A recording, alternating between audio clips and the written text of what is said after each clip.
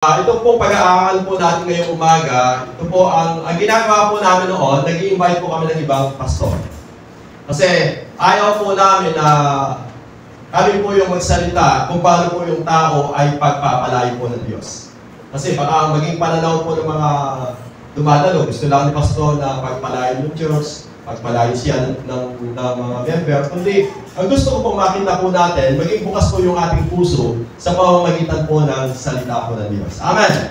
Dahil naniniwala po tayo ng salita ng Diyos, ito po yung sinabi ng Diyos, ito po yung pangako ng Diyos. At sabi ko nga, kung paano po ako gusto ko na ako yung pagpalayo ng Diyos, gusto ko rin po yung lahat ng dumadalo sa gawain ng Diyos ay patuloy po na pagpalayo pa ng Diyos. Amen! Kasi yun po yung pangako ng Diyos sa buhay po natin. Sige po, buksan po natin yung ating mga Bible sa Book of Isaiah, sa 48, verse 17.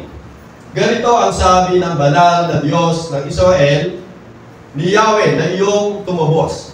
Ako ang iyong Diyos na si Yahweh, tuturuan kita para sa iyong kabutihan, papatnubayan kita sa daan na dapat mong lakaran. Kung sinusunod mo lang ang aking mga utos, pagpapala sana ay dadaloy sa iyo. Parang ilog na hindi natutuyo ang agos, tagumpay mo sana ay sunod-sunod. Parang along gumugulong sa dalang pasigan. So, dito may binabanggit po yung Panginoon Diyos sa pamamagitan po ni Isaiah, yung salitang pagpapala. Pagpapala sana ay dadaloy sa iyo, tagumpay mo sana ay sunod-sunod. Nais po ba natin patuloy pa na pagpalayo pa ng Diyos? Amen. Nais po ba natin na patuloy na sunod-sunod yung tagumpay ng ating mga buhay? Amen. So, ang plano ng Diyos, pagpalayo po yung buhay ng bawat isa at patuloy na magtagumpay ang buhay po ng bawat isa. So umaga po ito, gusto po makita natin kung paano po tayo pagpapalayo ng Diyos. Ang sabi po sa 2 Corinthians 8:1-5. Ang sabi dyan, ito po ay isang halimbawa na gusto ko po tingnan po natin, lagi po natin itong napapakinggan. Sa 2 Corinthians 8:1-5, mga kapatid, nais namin malaman ninyo ang ipinakitang kagandahang loob ng Diyos sa mga iglesia sa Macedonia. Dumana sila ng matinding kahirapan at ito ay isang mahigpit na pagsubok sa kanila. Ngunit sa kabila ng kanilang paghinihikahos, masaya pa rin sila at bukas ang palad sa pagbibigay. Sila'y kusang loob na nagbibigay hindi lamang sa abot ng kanilang kaya, kundi higit pa. Alam po ito, mahigpit nilang ipinapakiusap sa amin na sila'y bigyan ng pagkakataong makatulong sa mga kapatid na nangangailangan. At higit pa sa inaasahan namin, ibinigay nila ang kanilang sarili, una sa Panginoon at pagkatapos ay sa amin, ayon sa kalooban ng Diyos. So dito, ipinapakita ni Apostol Pablo kung paano po yung mga taga-Macedonia ay naging kusa at nandun po yung bukas yung palad sa pagkakaloob. Dahil nasabi dito sa talatang 5, at higit pa sa inaasahan namin, ibinigay nila ang kanilang sarili, una sa Panginoon at pagkatapos ay sa amin, ayon sa kalooban ng Diyos.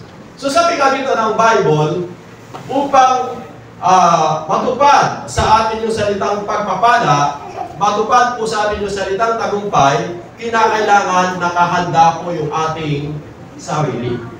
Kasi sa pagsunod po natin sa Diyos, ang una po nating kalaban, walang iba kundi po yung ating sarili.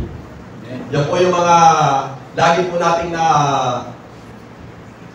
na-encounter bilang tao. Kasi sabi po ng tao, ayaw ko. Sabi naman ng Diyos, sumunod ka.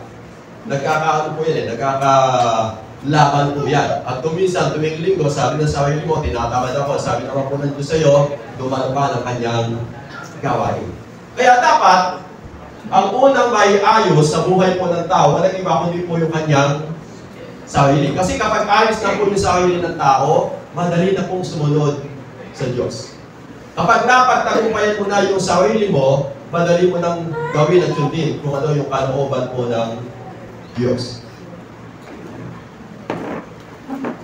At si Apostol Pablo, binanggit pa rin sa Romans 12:1, ang sabi niya dito, kaya nga, mga kapatid, alang-alang sa masaganang habag ng Diyos sa atin, ako'y nakikiusap sa inyo, na ialay ninyo ang inyong sarili bilang isang handog na buhay, banal at kalugod-lugod sa Diyos. Ito ang karapat-dapat na pagsamba ninyo sa Diyos. Sabi dito ni Apostol Pablo, napakahalaga yung buhay po natin na ialay natin sa Diyos. Sabi niya dito, ialay ninyo ang inyong sarili bilang isang handog na buhay, banal at kalugod-lugod sa Diyos. So yung buhay mo, upang magawa mo at masunod mo yung kalooban ng Diyos, kinakailangan talagang ialay po natin sa Panginoon. Kasi kapag hindi mo na ialay yung buhay mo sa Panginoon, hindi mo kayang sundin at gawin kung ano yung ipinapagawa sa atin ng Diyos. Kaya mahalaga, may ayos po natin yung ating sarili. Sa aklat na po ng Kronika, sa unang Kronika 29 verse 10, ang sabi po dyan, sa harap ng mga tao, tuwang-tuwa si David na nagpuri kay Yahweh. Sinabi niya, purihin kayo magpakailanman, Yahweh, ang Diyos ni Israel na aming Ama. Sa iyo ang kadakilaan, ang kapangyarihan, ang karangalan, at ang pagtatagumpay, sapagkat inyo ang lahat ng nasa langit at nasa lupa. Sa inyo ang kaharian, at kayo ang dakila sa lahat. Sa inyo nagmula ang kayamanan at ang karangalan, at kayo ang naghahari sa lahat. Taglay ninyo ang kapangyarihan at kadakilaan, at kayo ang nagbibigay ng lakas at kapangyarihan sa lahat. So dito, si King David, inunawa niya at inilagay niya sa kanyang sarili, sabi niya, sa inyo nagmumula ang kayamanan at ang karangalan, at kayo ang naghahari sa lahat. So, napakaganda na mailagay sa ating sarili na yung lahat ng nasa atin ay hindi po sa atin. Amen. Maliban kasi na ilagay mo sa isip mo, sa sarili mo, na ang lahat ng nasa iyo ay hindi sa iyo, hindi mo kayang sundin at gawin yung ipinapagawa sa atin ng Diyos. Subalit kung nailagay mo sa puso mo at isip mo na ang lahat ng bagay ay biyaya lamang sa iyo ng Diyos, kaya mong sundin at gawin kung ano yung ipinapagawa sa atin ng Diyos. Amen. Amen. Kasi tama naman po, di ba? Sabi po ni Apostol Pablo, nung lumabas ka sa bahay bata ng iyong magulang, wala kang dala. Wala. At kapag namatay ka, wala ka din madadala. Kaya kung ano yung nasa iyo ngayon, yan po ay bigay lamang sa atin ng Diyos. Amen. Amen. Kasi kapag ito po yung naging kaisipan mo, naging pananaw mo sa buhay, hindi ka mag-aatubili na gawin at sundin kung ano yung ipinapagawa sa atin ng Diyos. Kasi wala ka naman talaga. Kundi biyaya lang ng Diyos kung bakit tayo po ay pinagpala at sabi nga may mga bagay na pinatakilik ang buhay po ng bawat isa sa atin. Kaya mahalaga, makita natin yan, na sa Diyos nagmumula po yung lahat ng bagay, yung kayamanan, yung karangalan, at lahat ng bagay na nasa ating mga buhay. Pangalawa natin dapat na iayos upang masunod natin yung kalooban ng Diyos, yung ating mga puso. Ang sabi po dyan, sa 1 Chronicles 29:14, ang sabi po dito ni King David, ngunit sino ako at ang bayan ito? Buong puso kaming nagkakaloob, sabi na dito, buong puso kaming nagkakaloob sapagkat ang lahat ng ito ay galing sa iyo at ibinabalik lamang namin tulad ng aming mga magulang, tulad ng aming mga ninuno. Kami na ay mga dayuhan at naglalakbay lamang. Ang buhay namin sa daigdig na to ay parang anino at pansamantala lamang. O Yahweh na aming Diyos, ang lahat ng kayamanan ito na nasa aming ibinigay para ipagpagawa ninyo ng tahanan ay sa iyo rin nagmula. Alam kong sinasaliksik ninyo ang puso ng tao at natutuwa sa mga matuwid. O Diyos, buong puso kong ipinagkakaloob sa iyo ang lahat ng ito. Nasasaliksik mo rin ang buong puso at may kagalakang pagkakaloob sa inyong bayan na narito ngayon. So makita natin, si King David, nandun po na ginagawa niya yung lahat ng pagkakaloob sa gawain ng Diyos at sa Diyos na ito po ay nanggagaling sa kanya pong puso. Amen. Kasi po yung tinitingnan ng Diyos. Sinasaliksik po ng Diyos yung puso ng isang tao kung paano po ba tayo magbibigay o nagbibigay o tumutulong sa gawain po ng Diyos. At si David, sabi nga po niya dito, O Diyos, na aming Diyos, ang lahat ng kayamanan ito na aming ibinibigay upang pagpagawa ng iyong tahanan ay sa iyo rin nagmula. Amen po ba doon? Sa Diyos po nagmula yung lahat ng bagay. At kung hindi ka pinagpala ng Diyos, wala po tayong kayang ibigay. Amen po ba doon? Kaya mula doon, ginagamit lamang po tayo ng Diyos na daluyan upang tayo po ay maging kasangkapan niya sa kanya pong gawain. Kaya kapag tama po yung puso ng tao, madali pong sundin at gawin kung ano yung ipinapagawa po ng Diyos. At sa 2 Corinthians, ito po yung lagi natin napapakinggan, sabi niya, ang bawat isa ay dapat magbigay ayon sa kanyang pasya, maluwag sa loob at hindi napipilitan lamang sapagkat iniibig ng Diyos ang nagbibigay na may kagalakan. So, kinakailangan yung galing po talaga sa puso ng tao kapag nagbibigay ka sa gawain po ng Diyos. Amen po ba doon? Kasi kapag ang Diyos ay nagalak at natuwa sa buhay po natin, walang dahilan na hindi po tayo pagpalain pa ng Diyos. May isang kwento po dito na isinama ko po sa aklat po ng Galatia chapter 5. Alam po natin siguro itong kwento na ito. Sabi dito sa Galatia 5:1, subalit mayroong mag-asawa na nagbenta ng kanilang ari-arian, Ananias ang pangalan ng lalaki at Sapphira naman ang babae.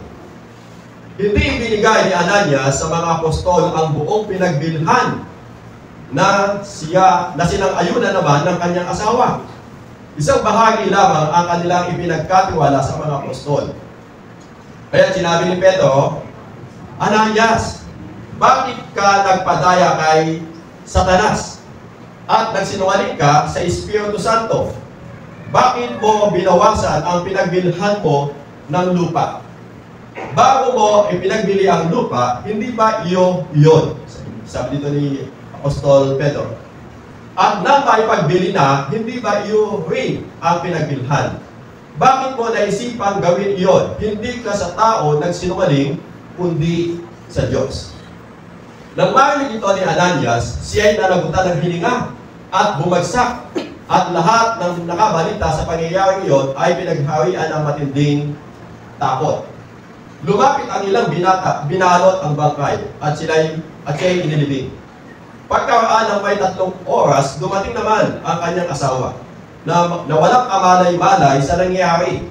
Kinausap siya ni Pedro, sabihin mo sa akin, ito nga ba lamang ang kabuang halaga na pinagbilhan niyo ng inyong lupa? Opo, yan lamang, sagot ng babae.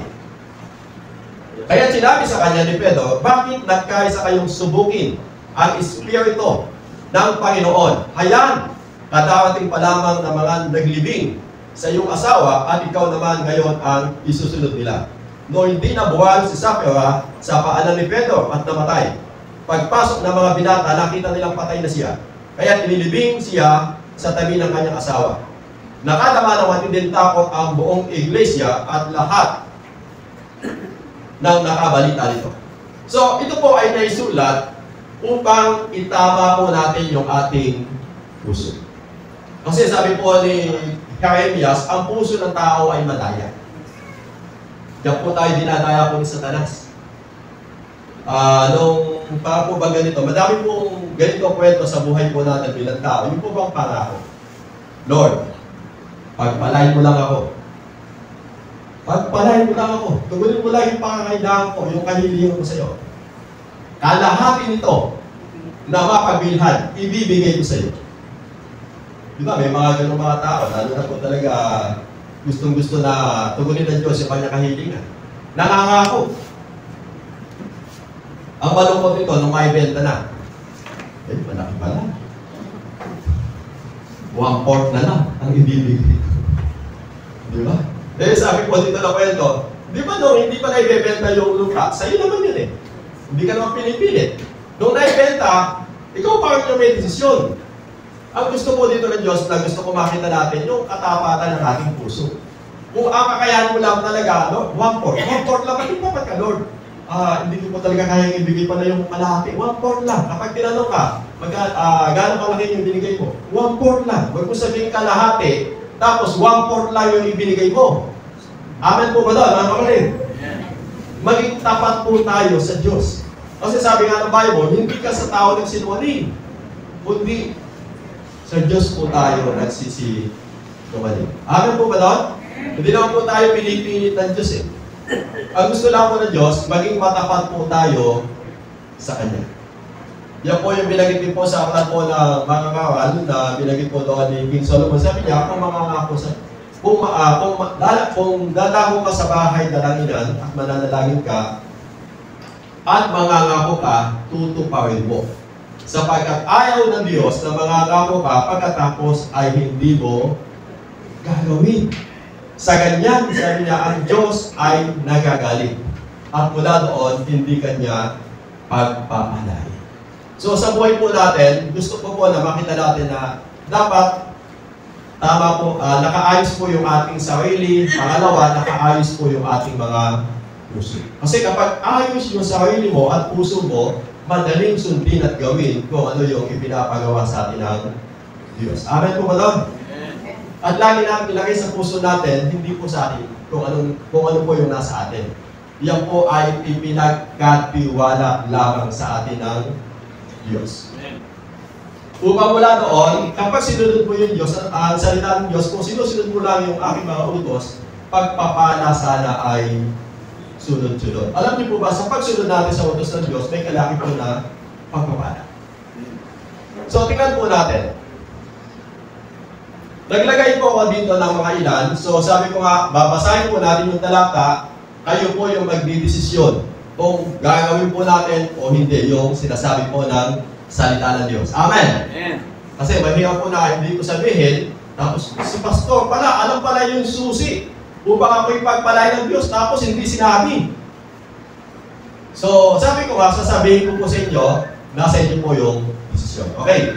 Una, sabi ko nga dito, paano po tayo, ito po yung pangatlo, yung salitang pagkakaloob. Yan. Dito na po tayo. Yung pong dalawa ay introduction po yun.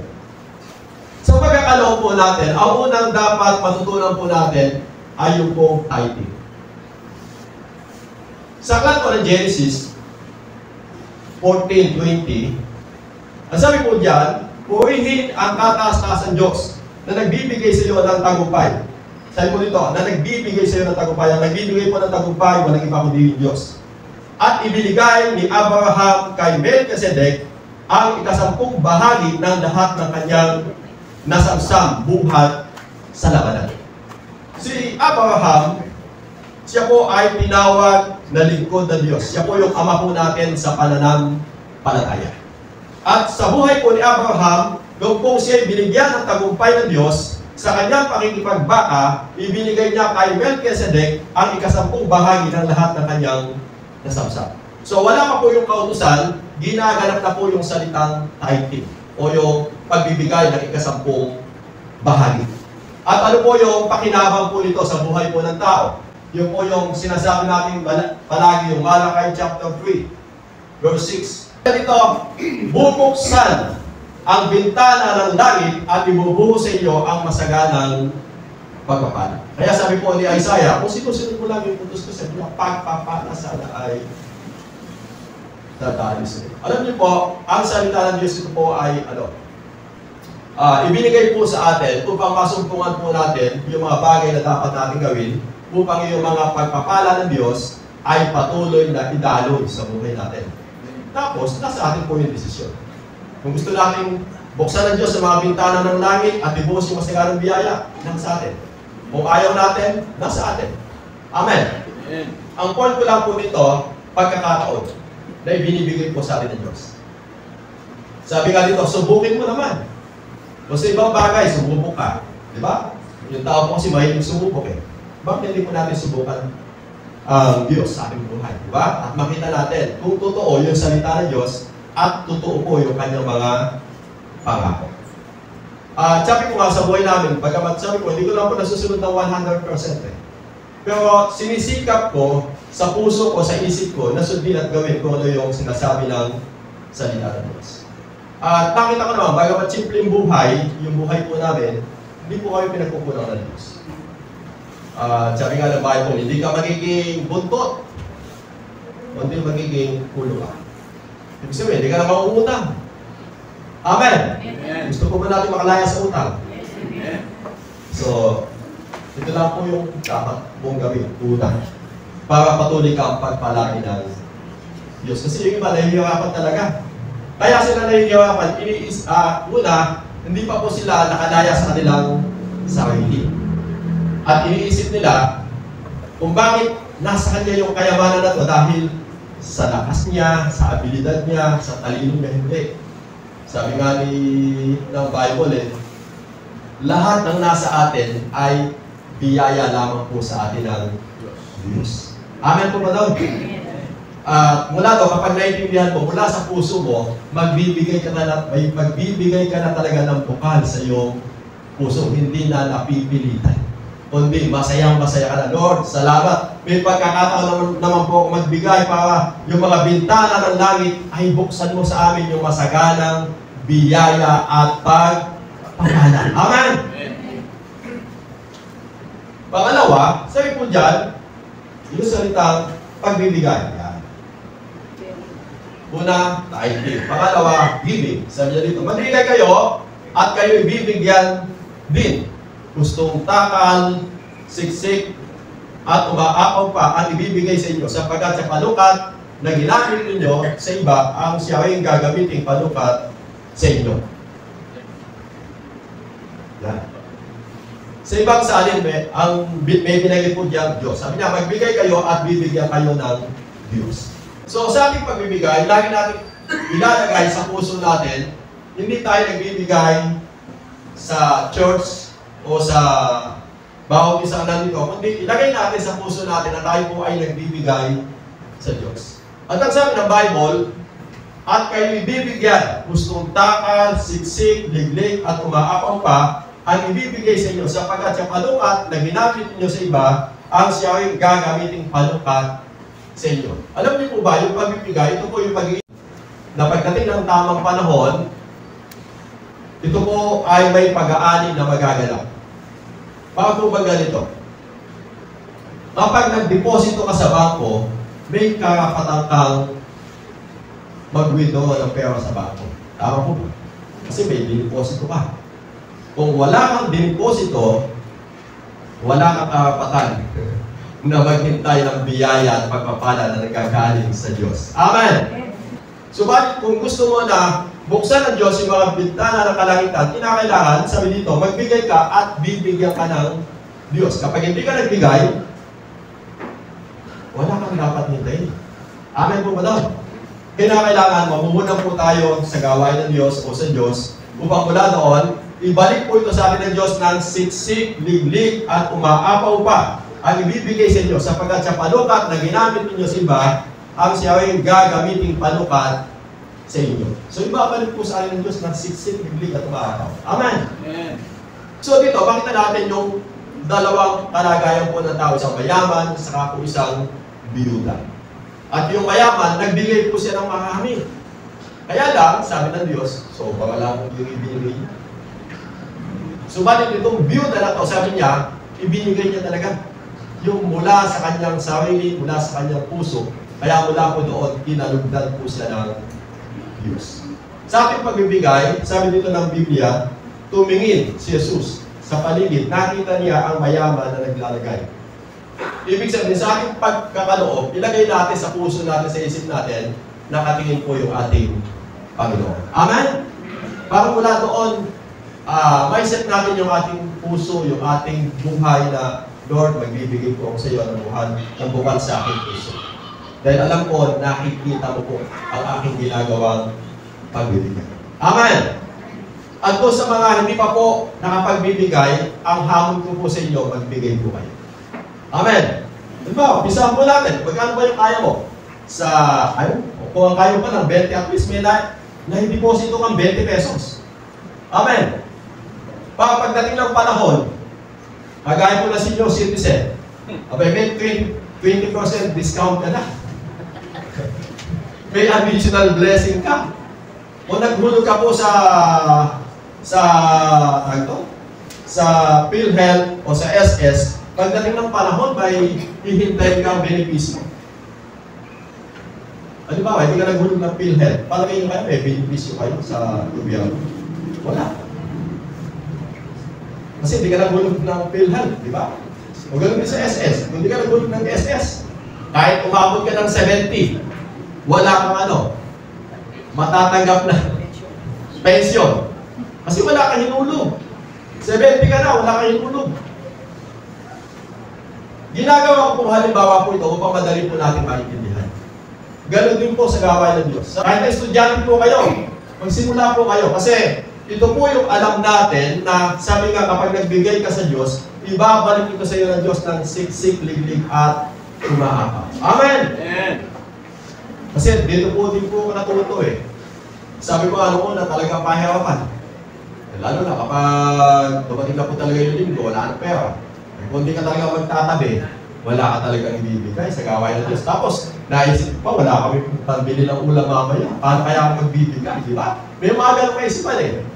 Yun po talaga yung daya ng kaaway sa buhay ng tao. So, balit alam niyo po, kapag nasanay na po tayo, naiayos po natin yung sarili, yung ating puso, na alam natin lahat ng bagay na nasa atin ay galing sa Diyos, hindi ka manghihinayang na magbigay sa gawain po ng Diyos. Amen!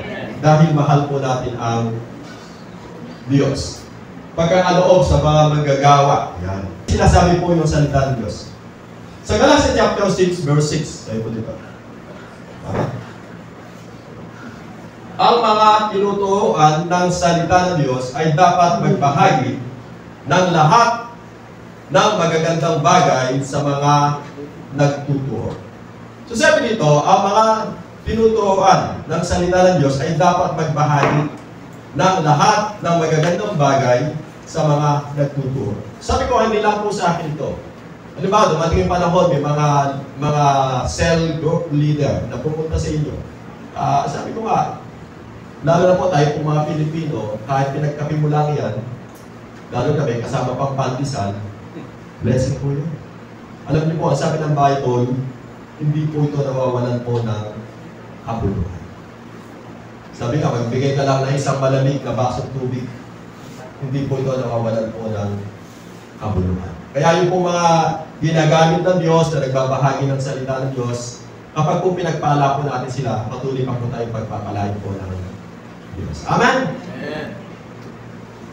Okay, tingnan din po natin yung binagid dito sa Filipos 4. Yung po palang pagtulong natin, ang sabi dito ni Apostol Pablo, ang mga ito ay tulad ng mabangong handog sa Diyos, mga alay na katanggap-tanggap at kalugod-lugod sa Kanya. Hindi ka lang po pala doon sa tao o sa lingkod ng Diyos nagbigay ng tulong, kundi ito po pala ay, sabi ng Bible, mabangong handog sa Diyos, mga alay na katanggap-tanggap at kalugod-lugod sa Kanya. Kasi ginagawa po natin yung utos ng Diyos.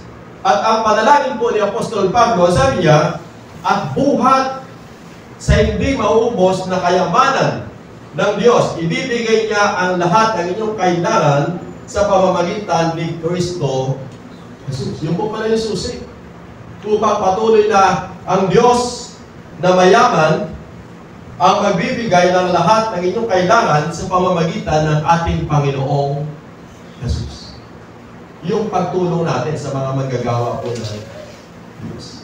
Kaya, kapag nabuksan yung isip mo, yung puso mo sa ganitong sitwasyon, ito pala yung way ng God para patuloy pa akong pagpalain ng Diyos.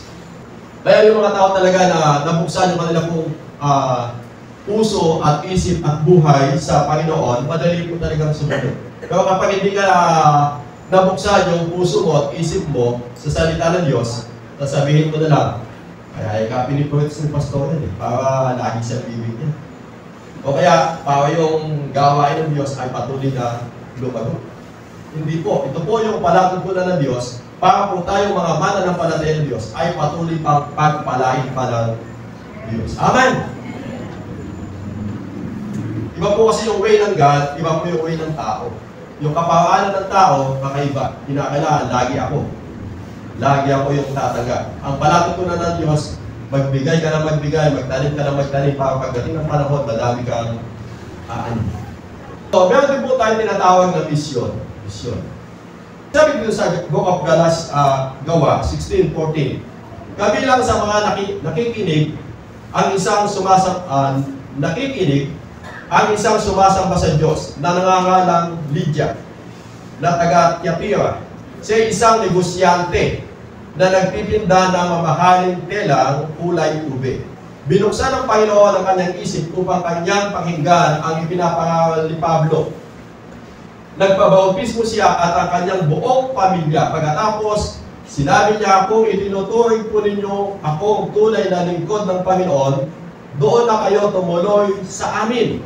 Mahigpit ang kanyang anyaya, kaya hindi namin napahindian. So, nandun po yung pag-anyaya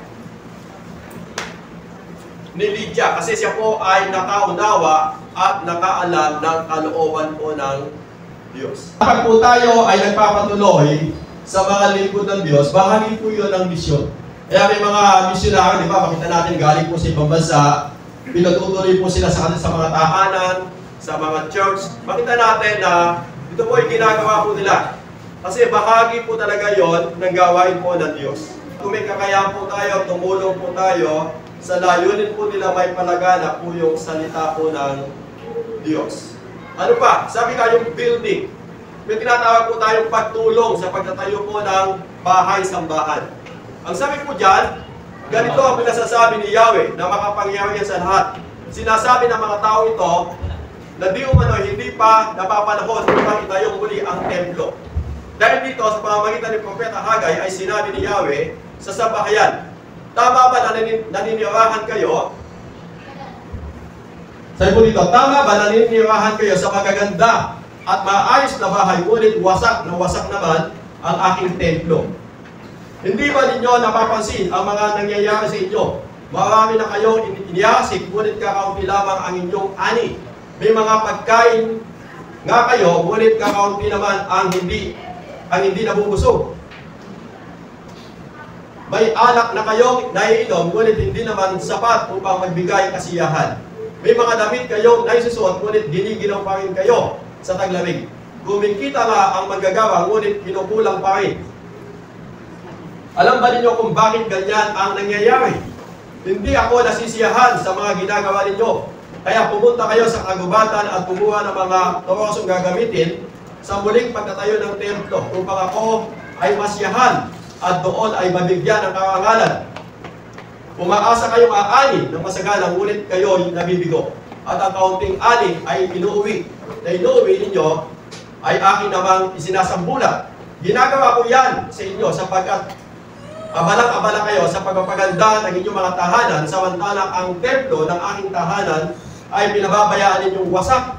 Yan ang dahilan kaya kahit hamog, hindi kayo napapatakan at ang inyong mga pananim ay hindi lumalago. Matinding tagtuyot at ang ipinaparanas sa buong lupain, sa mga kabukiran at kabuulan, sa mga inaning butin, sa mga bagong alak, sa lahat ng ani, sa lahat ng tao at hayop, at sa lahat ng pinagpaguran ninyo. So dito, ipinapakita po ng Diyos na kung minsan may mga bagay na nagaganap sa buhay po natin, kasi nakakalimutan po natin yung gawain po ng Diyos, yung templo. Sabi po dito, napakaganda ng bahay niyo pagdating sa templo. Magkakaroon po tayo ng pledge, paayos po natin yung church building po natin. Kung magkano po yung inyong makakayanan. Alam niyo po ba sa pagbabahagi po natin, sa pagtatayo po o pagsasaayos po ng templo, may kaakibat po itong biyaya at pagpapala sa buhay natin. Sabi ko nga, nung nauna po dito yung mga magulang po natin, ano po doon, sa sakripisyo po yung mga magulang po natin. May mga naglilibre po ng merienda, pagkain, yung iba naman po talaga dahil wala po silang kakayahan na magbigay ng salapi, tumutulong po sila. Kasi alam po nila, yung pagtulong nila sa pagpapagawa o pagtatayo ng building, may pakinabang po ito sa kanila pong mga buhay. Kasi naniniwala po tayo na ang church, ito po yung bahay-sambahan na pinagdadausan po natin sa ating pagsamba sa Diyos.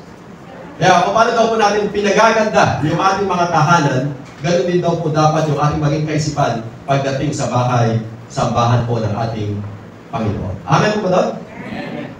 Pag maging bukas po tayo, kaya yung pwede kong itulong sa bahay-sambahan. Tapos, noong una nga po, dahil wala pa po tayong aircon noon, may mga kapatiran, sabi niya, hati tayo doon sa isang aircon. Kaya sa pagkahati-hati, binutas po yan eh. Wala pang aircon, butas na. Para may magbigay po ng aircon. So sa biyaya po ng Diyos, may tinatok po sila. Yung iba lang po, nagbigay. Hindi na, mas maganda siguro kapag donate ako ng cortina. Kaya yung iba, nagbigay ng cortina. Yung iba naman, nung wala pang aircon noon, electric fan pa lang. Sabi niya, sige ako magdodonate na 2 electric fan. Nandun po kayo, pagtulong-tulong, at makita natin, napapaganda, napapaayos po yung bahay-sambahan po ng Panginoon. At sabi ko, ito po ay isang pagkakataon na maging bahagi po tayo. Ano po ba yun? Ano ba? Kinakatawa pa yun. Tapos nilapitan mo si Sister Loretta. Sister Loretta, nakausap ako na Lord na magbibigay ako sa bahay-sambahan para maging tulong po, para kung ano yung proyekto ninyo, makatulong po. Yung po bang gano'n? Kasi kung minsan, namimilit ka, di ba? Mga kapatid, sa pilitan, magbigay tayo na. So, ngayon po hindi na. Kinakailangan mula sa puso mo, dahil naintindihan mo, magbibigay ka na yun sa gawain po ng Diyos. Amen!